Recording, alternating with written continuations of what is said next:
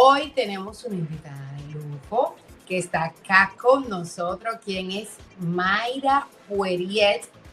Así que vamos a darle la bienvenida y vamos pues a hacerle unas preguntitas y a saber un poquito más de ella. Hola, ¿cómo estás, Mayra? Hola, ¿cómo estás, Mili? Un placer estar con ustedes aquí este jueves Corpus Christi. Eh, Yo le digo feliz de estar. Pentecostés, pero perdón. Un placer de estar con ustedes, de verdad. Muchas gracias a ti por aceptar nuestra invitación para estar acá, para hablar un poco de ti, para conocerte mejor y diciéndote que para conocerte mejor, siempre le decimos a nuestros invitados, pues, que hablen un poco de ellos mismos, no de lo que uno investiga, sino de ellos para saber sobre ustedes, sobre su niñez, sobre su adolescencia, quiénes son tus padres, si se puede, o familia, un poquito de dónde estudió, qué estudiaste, así como la Súper primera rápido. etapa de tu vida. Bueno, yo crecí en un hogar normal, en el Distrito Nacional, en Santo Domingo, con mi mamá, mis tías, mi papá también, o sea, rodeada de primos. Dentro de las hembras yo era la más grande, en una casa donde las mujeres predominaban. Mi casa es predominantemente de mujeres. Entonces, crecí rodeada de primos, ¿no? Y yo era como la mayorcita de las hembras. Y así fui creciendo. Tuve la oportunidad, mi mamá fue una mujer muy fajadora. Yo estudié en el colegio Nuestra Señora de la Altagracia, en el CONSA. Y luego ya después estudié en la universidad en APEC, estudié publicidad. Estudié la carrera, mi mamá me dio la oportunidad de estudiar la carrera que yo quería en la universidad que yo quería, ¿no? Entonces, en eso estoy muy agradecida con mis padres. Y ya luego de ahí, bueno, pues yo desde chiquita, desde que tenía como 12 años o 13 años, yo dije que a mí lo que me gustaba era todo lo que tenía que ver con la televisión, ¿no? Y con los audiovisuales. Y yo siempre quise como contar historias de alguna u otra forma. Y por eso estudié publicidad, porque yo entendía que con la publicidad yo podía contar historias cortas en un tiempo muy cortico, claro, por los comerciales. Entonces, me enamoré de todo lo que es la producción audiovisual en mi carrera. Ya luego de ahí hice una maestría en marketing digital, pero inmediatamente me graduó de publicidad, empiezo a trabajar en el área audiovisual. Y ahí es donde conozco a mi esposo, trabajando en el área, que es egresado de la carrera de cine de la UAS. Y bueno, y por ahí María se va, por ahí empieza básicamente mi profesión. Mayra, dijiste que estudiaste publicidad y que fuiste aceptada. Bueno, yo soy publicista, así que somos colegas, pero aquí hay varias universidades que dan la publicidad, claro, y dicho está, pero cada una como que se enfoca en algo específico. ¿En cuál universidad tú estudiaste? Yo estudié en una PEC, en la de la Máximo Gómez. Entonces, ahí nos enfocaron más o menos en la parte de creatividad, o sea, nos ayudaron, nos dieron es un multidisciplinaria porque toca diferentes tipos de materias, diseño gráfico, creatividad, medios, producción de televisión, producción de radio, o sea, toca diferentes cosas, edición. Entonces, yo creo que eso me confirmó a mí que yo iba por el camino correcto. Cuando yo estudié publicidad, yo dije, no, es que esto es lo que yo quiero hacer para toda la vida. O sea, realmente. Excelente. Y pues, aparte de que te gustaba desde pequeña, por ejemplo, voy a hacer la anécdota mía más o menos, pero yo estudié, perdón, publicidad en mis tiempos, no se conocía mucho esa carrera, así por así, siempre era medicina, qué sé yo qué, cosas así. Pero yo personalmente estudié publicidad porque a mí me salió en el test vocacional, yo nunca tenía previsto cómo estudiar eso. ¿Qué te motivó a ti estudiar? O sea, aparte de, claro y dicho está, porque tú dijiste, si es publicidad, dijiste que tu esposo, por ejemplo, estudió cine, pero no sé si ya estaba el cine ahí cuando tú decidiste estudiar o si alguna otra carrera, cosa, ¿qué te motivó así, publicidad, escogerla? Mira, si te soy sincera, yo cuando veía televisión, yo estaba enamorada de un programa que daban en un canal de televisión, era un programa español, se llama El Juego de la Oca. Entonces, cada vez que ellos iban a cortar para pausa, decían, vamos a publicidad. Entonces, la publicidad se me quedó en la cabeza. Entonces, yo sabía que la parte de comerciales, la parte de esos anuncios cortitos que eran entretenidos y que contaban historias cortas, se llamaba publicidad. Entonces, cuando yo estaba haciendo el test vocacional en el colegio, salieron varias cosas, entre ellos arquitectura, literatura, periodismo y publicidad. O sea, me salió por ahí el asunto. Y eso fue prácticamente una confirmación de algo que yo tenía en mi corazón. Entonces yo dije, bueno, pues por ahí es publicidad. Y entonces ahí fue donde me enganché.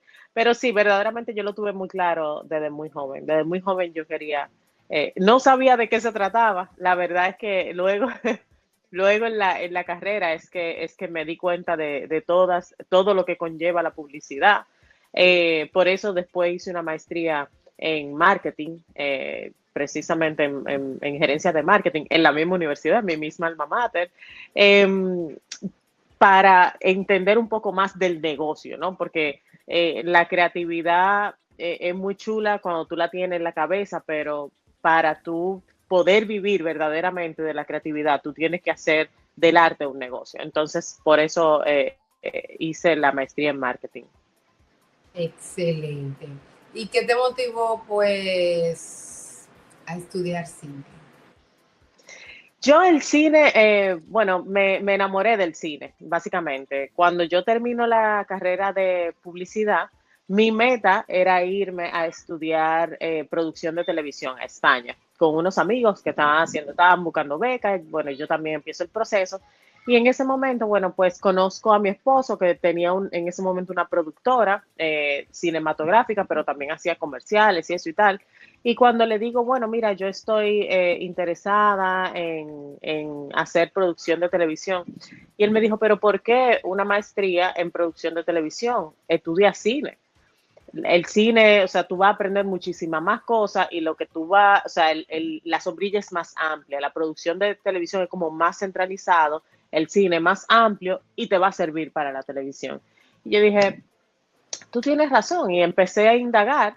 En ese momento, bueno, pues nos enamoramos y nos casamos, o sea, no me pude ir a España, estudiar ni cine ni, ni producción de televisión, pero empecé a trabajar en el medio, no necesariamente en cine en un principio, porque había algo que yo tenía muy claro, o sea, yo quería tener mi familia, yo quería eh, vivir como persona casada, ¿no? Entonces, yo sabía que el cine era muy demandante, a pesar de que ya estaba haciendo boom con la ley de cine en ese momento, era muy demandante, pero yo también quería empoderarme de mis proyectos. Mi esposo tenía su productora audiovisual, él también a nuestros inicios del noviazgo, él estaba haciendo un documental que se llama Dominican Hip Hop, que lo pueden buscar en YouTube, o sea, y luego empezamos el proceso de que él hiciera un guión para una película, rodó su película, se llama La balada de los cuervos, salió hace unos años, o sea que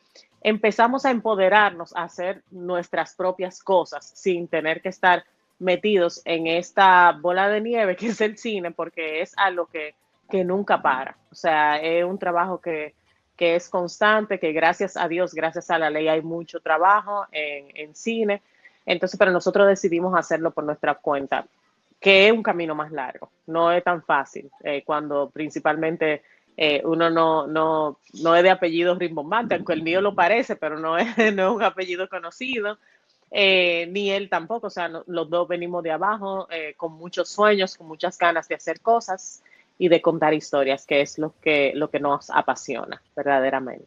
Excelente. Y una pregunta, y escúchame, pero yo sé que vamos a hablar de un proyecto en específico en un momentito, pero aparte de cuáles proyectos pues tú has trabajado y no sé si este que vamos a hablar casi es el primero. Así que dinos un poco de estos proyectos en los que tú has trabajado.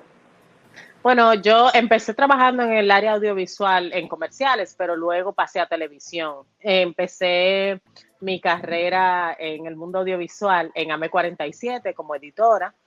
Ahí yo aprendí muchísimo en un canal pequeño de televisión, como que todo el mundo tiene contacto con todo el mundo. Luego de ahí paso como de editora, paso a ser productora en otro canal de televisión. Ahí tener la responsabilidad de producir 3 o 4 programas era importante. En ese momento el canal estaba como en una reestructuración y se me dio la oportunidad también de abrazar y acompañar en ese proceso de crear los proyectos, los programas, los nombres, cuál es la línea gráfica, cuál va a ser el tono del programa, cuál va a ser la escenografía, cómo va a ser la iluminación, todo ese proceso, acompañarlo desde el inicio fue una gran bendición. Y ya luego de ahí, de que trabajé en ese canal de televisión, duré unos años y luego salgo y empiezo a trabajar de manera freelance y empiezo en producciones con productoras como Chinola Studio, que pertenecía a Manuel Villalona, en el cual ayudamos en la producción de programas como Me Gusta de Noche, de Joel López. Luego me contactan para ser la guionista y productora de contenido de un reality show que se llama Herencia Gastronómica, Rica Herencia Gastronómica, que era con el productor Tuto Guerrero. Era mi primera vez trabajando reality, pero al parecer le caí bien a Tuto y me quedé trabajando, bueno, con él. Mi gran desarrollo en el mundo audiovisual fue gracias a Tuto Guerrero, porque gracias a su proyecto y a su forma de ver las cosas y su forma de retarme verdaderamente, de no quedarme como en lo básico, sino subirle la vara, pues básicamente me formaron a mí como profesional. Entonces trabajé ahí también con Tuto Guerrero en Dominicanas Got Talent, en los debates de Ángel también como productora de contenido, en varios proyectos comerciales también, o sea que verdaderamente ha sido un largo camino, pero ha sido un largo camino de aprendizaje. Excelente. Mayra, y pues vamos a hablar ahora de este proyecto, este niño tuyo, porque verdad, cada proyecto es como el niño de uno. Así que vamos a hablar un poquito de aquella primavera. ¿Cómo nace este proyecto? ¿En qué te inspiraste? ¿De qué se trata? Dije, como que son muchas preguntas en una, pero vamos a... Bueno, sí, aquella primavera precisamente nace cuando yo estaba trabajando como productora de televisión en el canal que te dije, en Televida. Ahí yo estaba trabajando y yo tenía la necesidad de hacer cine, porque ya yo había hecho televisión, y mi esposo estaba trabajando un guión para su película, y como que me picó el bichito y yo dije, yo quiero hacer algo significativo, yo quiero hacer cine, quiero hacer un documental, quiero contar algo. Y buscando, llegó a mis manos un folleto de una reunión sobre las mujeres que participaron en la Revolución de Abril. Llegó a mis manos ese folleto y yo le dije a mi esposo, me acuerdo como si fuera hoy, le dije, mira, esto es lo que yo quiero contar, esta es la historia que yo quiero contar, las mujeres que lucharon en la Revolución de Abril. Indagando, me di cuenta de que una de mis tías, mi tía que me criaba, había sido revolucionaria y había de alguna forma colaborado durante la revolución. Y con mi tía entonces empieza un proceso de investigación de cómo fueron sus vivencias. En ese momento le hago una pequeña entrevista y la grabo simplemente como para archivo, para yo tener información. Ahí empiezo a desarrollar junto a DGCine. DGCine hace unos laboratorios de desarrollo de proyectos interesantísimos. Como yo no venía de la carrera de cine, pasar de televisión a cine era un salto, entonces yo necesitaba toda la ayuda posible. Entonces me inscribí en esos talleres, desarrollé el proyecto, le hago la entrevista a mi tía, hago un pequeño teaser y ahí entonces empieza el proyecto a moverse. Y el proyecto resulta ser que era interesante y de las mismas maestras que me ayudaron a desarrollarlo, me dicen, ¿por qué tú no aplicas al fondo de Fonprocine, que es un fondo nacional que ayuda a jóvenes cineastas a tener es como si fuera una inversión semilla para empezar a hacer el proyecto. Y tiene varias categorías. En mi caso yo apliqué a desarrollo, porque yo sentía que necesitaba perfeccionar la historia, perfeccionar el guión para poder grabar, perfeccionar el presupuesto, todo eso. Y ganamos con Procine. Eso fue en el 2016. Estamos hablando de que hace 10 años ya que ganamos esa inversión semilla para empezar a desarrollar este proyecto. Y en el cine se da algo muy interesante, se llama ópera prima a el primer proyecto que tú realizas. Esta es mi ópera prima documental, es la primera vez que yo hacía un documental y desde el 2015 hasta, qué sé yo, hasta el 2024 estábamos en proceso de investigación, tratando de levantar presupuesto, que no es fácil porque el cine es una carrera que todo el mundo, no que todo el mundo ama, todo el mundo disfruta de un buen cine, pero el cine es un arte muy caro porque no lo puede hacer una sola persona, o sí lo podría hacer, pero se tomaría mucho tiempo. Entonces, los estándares de calidad que te requiere un Netflix, las nuevas plataformas de streaming y de distribución de películas, etcétera, te exigen un mínimo de calidad que para que tu proyecto sea verdaderamente rentable. Entonces, recuérdate que yo vine del mercadeo, yo tenía que lograr que fuera rentable, o sea, que fuera lo más, con la mayor calidad posible, que tuviera un elemento diferenciador eh, para que fuera atractivo ante la audiencia y la gente pudiera ir y verdaderamente, de alguna forma, hubiera un retorno de inversión, aunque fuera mínimo, del proyecto. Entonces, ya para el 2025, para el 2024 le enseño el proyecto a una amiga. Si hay algo que yo quería era que las cabezas de proyecto, como era un tema sobre mujeres, aquella primavera trata sobre las mujeres que participaron en la revolución, entonces yo quería que de alguna forma las cabezas que lideraran los equipos fueran mujeres también, de alguna forma que hubiera una sororidad, que fuera una historia de mujeres contada por mujeres. Mayra, y el nombre, ¿de dónde salió? Porque a veces el nombre es un poquito tedioso, ¿verdad? Buscar un nombre. ¿Por qué aquella primavera? ¿Cómo te nació esa idea? O sea, la idea del nombre, perdón, Ujú. ya hablamos del proyecto en sí. Bueno, aquella primavera porque el evento de la Revolución de Abril se llevó a cabo en primavera, fue abril, mayo, junio del 65, y además que hace una analogía directamente a las flores, a lo femenino, ¿no? Entonces, en un principio el nombre de trabajo era Aquella Primavera del 65, ¿no? Y una amiga periodista me dijo, mira, déjalo aquella primavera y ya, punto, que está súper bonito. Y verdaderamente sí, porque todo lo bonito de este proyecto ha ocurrido en torno a primavera. Yo tuve la oportunidad de rodar el proyecto en primavera y tuvimos la oportunidad de terminar el proyecto en primavera. O sea que ha sido muy bonito. Excelente. ¿Y cuáles fueron los desafíos que tuviste durante la producción de este documental? Ya te iba a decir Eh, comercial, excúsame, porque como estamos hablando tanto de... Sí, no te preocupes. Pasa muchísimo. Cortometraje, documental, película, o sea, eso es una locura.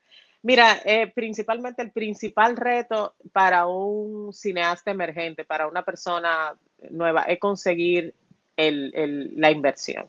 No estamos hablando de 2 pesos, o sea, estamos hablando de que nosotros queríamos hacer un documental bien hecho, que había que ubicar archivos históricos, que esos archivos históricos había que comprarlos, que queríamos hacer un buen sonido, que queríamos pagarle dignamente al crew que estaba trabajando, o sea, no queríamos hacer algo por hacerlo. O sea, sí, hay muchísimas formas de hacer un proyecto, pero nosotros lo queríamos hacer bien y por eso nos acogimos a la ley de cine.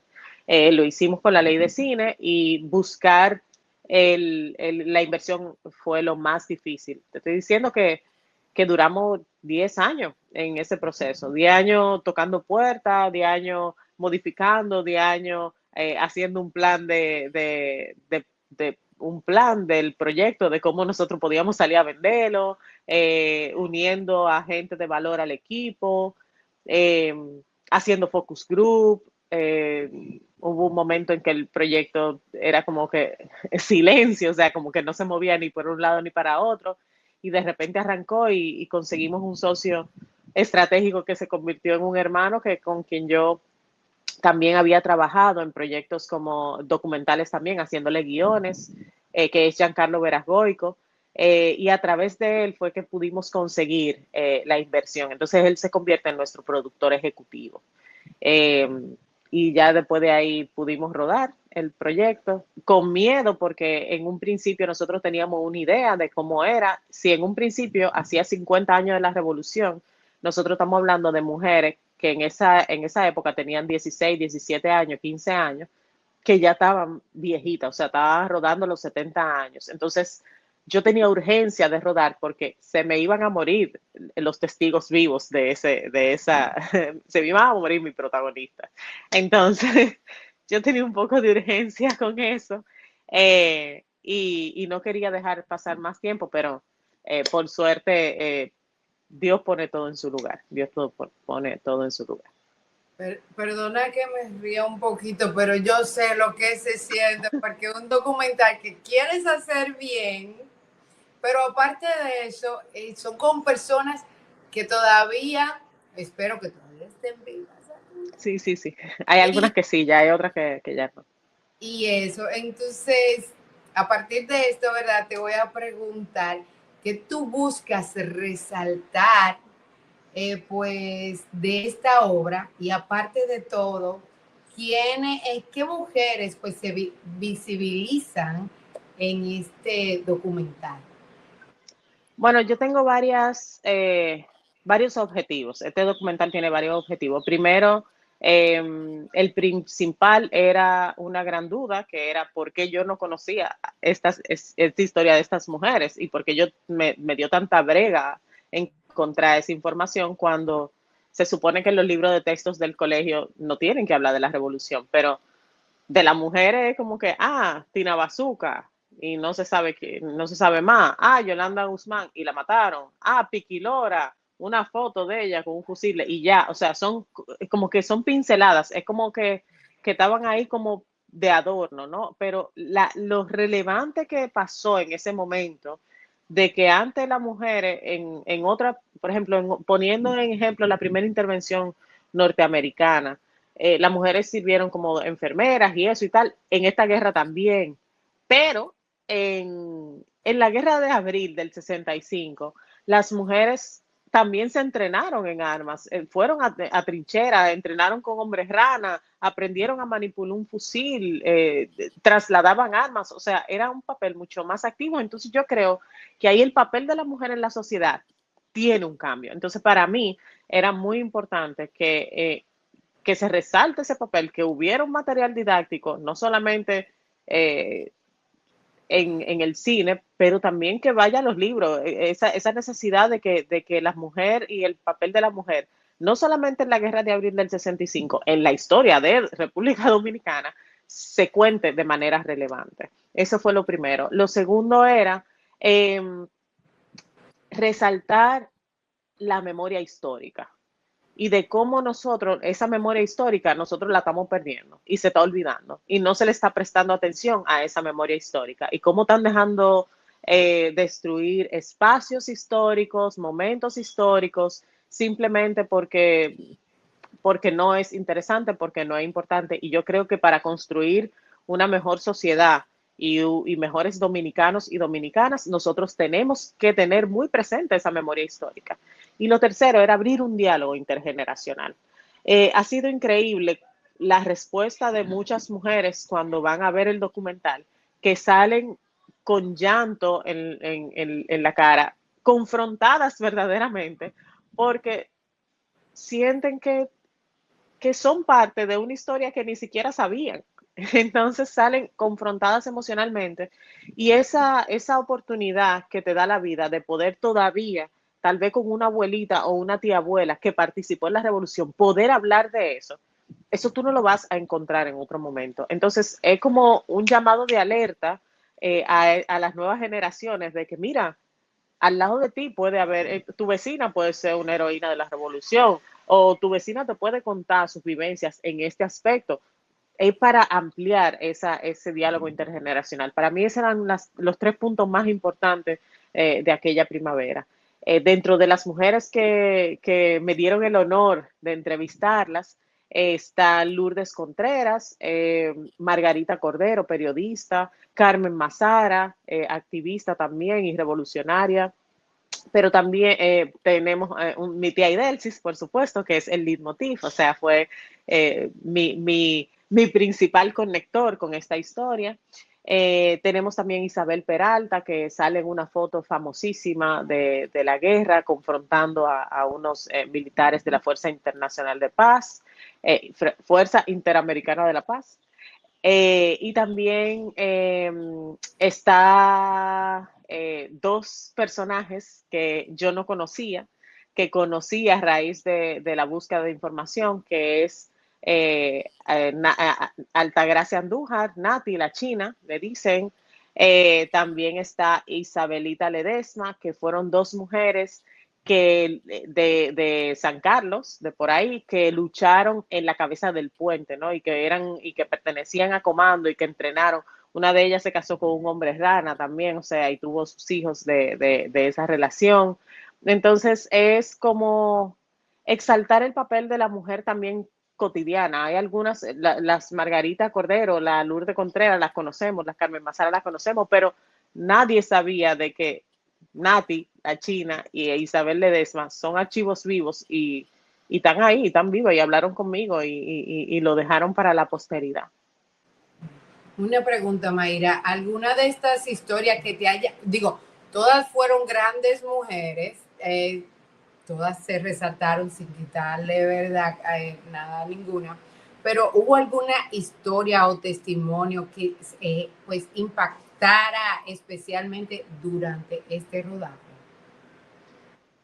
Bueno, todas. Yo creo que todas fueron una pieza del rompecabezas, pero igual, doña Lourdes Contreras, ella tenía 15, 16 años en esa época y ella en un carrito que ella tenía, ella trasladaba armas, ¿no? De un lado a otro de la ciudad y eso a mí me impactó. O sea, como me impactó también que, que Nati, la china, con 16 años, tuviera un fusil y que Isabelita, al ver que su mamá subió a dos de sus hijos a que fuera a pelear, ella se subió también. Ella dijo, bueno, si lo matan a ellos, me va a matar a mí porque yo voy también. O sea, y tenían 15 y 16 años y eso me confrontó muchísimo porque yo tengo una hija que va a cumplir 15 años ahora. Entonces era como que, mira, si mi hija coge un arma, yo creo que yo le doy dos pelas y la mando a orar para la iglesia. O sea, es como ¿qué está pasando aquí? O sea, me confrontó muchísimo la mentalidad de los jóvenes de esa época, la mentalidad que tienen hoy en día, la dicotomía también de ver la fragilidad de la edad de hoy en día versus la fortaleza de la juventud, ¿no? Todas esas mujeres para mí son heroínas y valerosas y admirables. Excelente. Mayra, te voy a preguntar, ¿cómo pues recibió la noticia de que el documental sería estrenado en el Festival de Cine Fine Arts? Pues yo estaba feliz porque yo creo que mi esposo me decía, no, pero vamos a ver si estrenamos mundialmente en algún otro festival o lo que sea. Y yo quería estrenar en casa, yo quería estrenar. Esto es una historia muy de nosotros, es una historia muy local, muy nuestra, muy de nuestro país, ¿no? Entonces, yo quería estrenar en casa y yo quería que mi primera gran obra se estrenara aquí en el país y ver el feedback que tenía. No es lo mismo que una persona extranjera que no siente por su país ver este documental que el dominicano verlo, el documental, ¿no? Entonces, para mí fue una gran bendición y un gran honor que haber sido seleccionada para proyectar el documental y para que estuviera dentro del proyecto dentro de este festival. Okay. Dinos, ya, yo sé que es verdad. Dinos, ¿cómo podemos ver el documental? ¿Dónde?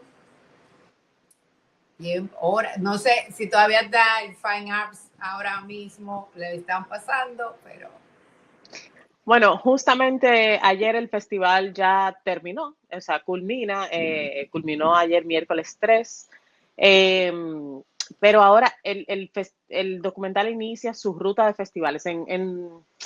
Algo que tenemos los directores emergentes que hacen cine autor y que hacen cine un poco independiente, es que nosotros tenemos que tratar de proyectar la mayor o tratar de colectar la mayor cantidad de aceptación en festivales para poder entonces crear como un ruido promocional, ¿no? Y que la gente vaya a verlo cuando tenga el cine. ¿Por qué? Porque el cine dominicano le gusta a mucha gente, pero hay otra gente que no vaya a ver al cine un documental. Entonces, todavía es un negocio, o sea, si la gente no va al cine a verlo, me lo van a quitar los 3 días de las salas de cine. Entonces, yo lo que quiero es que cumpla la ruta de festivales y luego cuando llegue a salas de cine, pues la gente le dé curiosidad de que, wow, pero mira este documental y mira a cuántos festivales fue y mira cómo está, para que vaya a verlo y se lleve una parte de la historia también con ellos. Por ahora, esta es la ruta por festivales y luego entonces ya cuando esté en salas de cine, tenlo por seguro que lo van a saber. Excelente, Mayra. Tus redes para estar al tanto, pues, de ti, de conocerte un poco más y digo, no sé si es privada. No, no, esta es pública, es pública. Y también, claro, para saber más de este proyecto, para ver cuando estén, bueno, cuando estén en los festivales, los días, etcétera, para mantenerse informado, en otras palabras, para poder verlo. Claro que sí, las redes sociales de Aquella Primavera es exactamente esa, Aquella Primavera, lo pueden buscar en Instagram, lo pueden buscar en Facebook también, y a mí en Instagram también me pueden conseguir como Mayra Puriet, y yo estoy a las órdenes, o sea que también me gustaría, si hay algunas personas que tienen historias con mujeres que participaron en la revolución, me puede decir por ahí, porque también está el documental, pero estamos armando más cositas alrededor de eso, o sea que ninguna historia se queda corta o va a pasar desapercibida. Nosotros queremos ser archivo vivo de esto que ha pasado. Entonces, @Mayra Poirier, me pueden encontrar en Instagram y estoy a las órdenes. Excelente. Y sí, a partir de, pues, de este documental, yo sé que van a haber personas que, pero por, fulanita participó, mi tía o algo así, así que también se pueden comunicar contigo.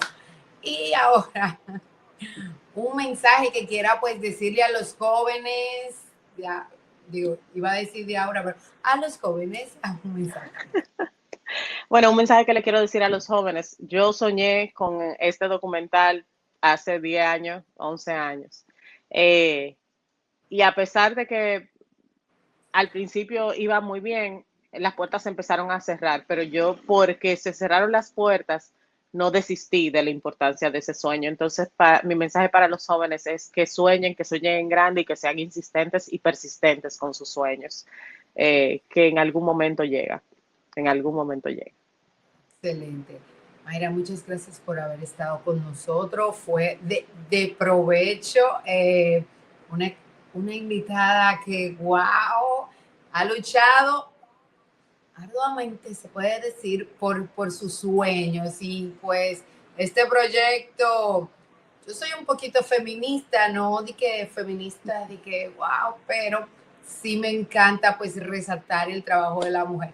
Y tanto el trabajo que has hecho con el trabajo de aquellas en el pasado que pues tal vez no conozcamos muchas, como dijiste, tal vez 2 o 3 y pinceladas, pues resaltar el trabajo de todas ellas. Imagínate, como dijiste, de 15 años, que ahora mismo un joven con 15 años no le quiere que esté estudiando en su cuarto trancado y ya. Así que excelente trabajo. Muchas gracias, Mayra. De verdad que sí. Y pues estaremos atentos a este recorrido del festival porque yo sé que va a llegar y va a trascender. Así que gracias. Gracias, gracias a ustedes y que tengan un feliz día.